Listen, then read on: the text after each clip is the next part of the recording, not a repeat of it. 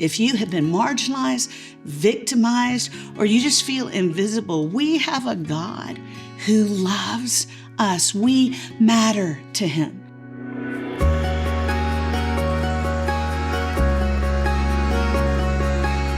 Welcome back to the NIV Application Bible Podcast.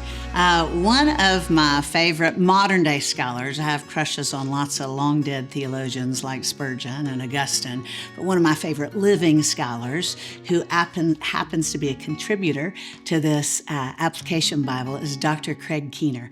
And Craig Keener says this: if you get out of the Bible what you're expecting to get out of the Bible, you need to raise your expectations because it's always better. Always bigger, always better. This love story is always more redemptive than we hope it would be. When I was in my second class at Denver Seminary, pursuing a doctorate, one of my professors, Dr. Jim Howard, gave a brief exegesis on a passage in Deuteronomy, and y'all, I almost fell out of my chair.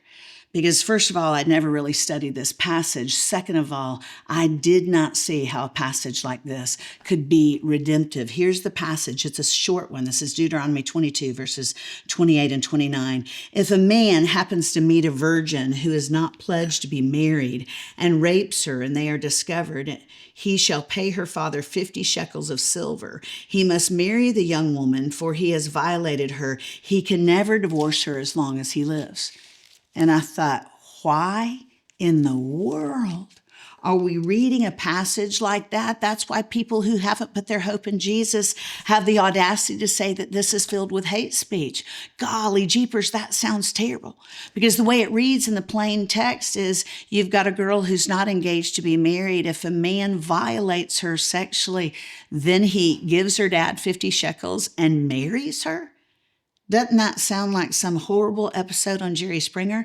Like somehow insult is being added to injury? Y'all, that's not at all the context. That's one of the reasons I love this application Bible, because it gives us context to these stories. Because if we read all of these stories, even in the Old Testament, you'll find that God is never a unibrow dictator just waiting to whack us over the head with a Bible if we step out of line. He is always, always, always redeeming our inherent dignity as His image bearers. Remember, we talked about that from Genesis 1, 26 and 27 in the historical context of Deuteronomy chapter 22.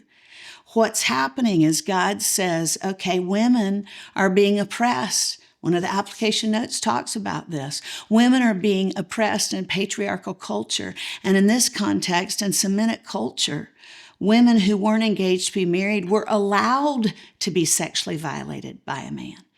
And God changes the course of history. He says, no.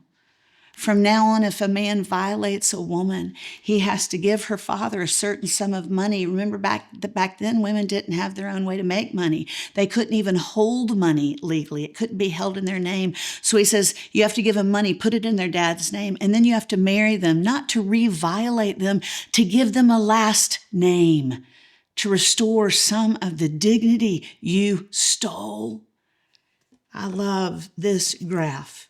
Right before Deuteronomy 22, we have a graph in this application Bible that says major social concerns in the covenant. Let me read two of these to you. Number 3, women. No woman is to be taken advantage of within her subordinate status in society. And then it lists multiple passages, including Deuteronomy 22, where God erected a fence around His women before culture did. Women have been oppressed by power structures, by culture, but God is not a misogynist. From the very beginning, He has said, my daughters, I love my daughters as much as I love my sons. Number 12 on this graph for major social concerns in the covenant is this: exploitation. No one, however disabled, impoverished, or powerless, is to be oppressed or exploited, but is to be cared for. And then it lists all these passages that shows how good our God is. Social justice wasn't dreamed up in Hollywood. God is the author of social justice. If you have been marginalized, victimized, or you just feel invisible, we have a God who loves us. We matter to Him. And He has always, always been restoring our inherent dignity as His sons and His daughters. He loves you. You matter to Him. This isn't a rule book. This isn't a textbook, and it certainly isn't hate speech. This, at its core, is a love story. It's about a creator redeemer who sees you, who values you, who imbues inherent dignity in you as His image bearer. And I hope you hear that really loud this week.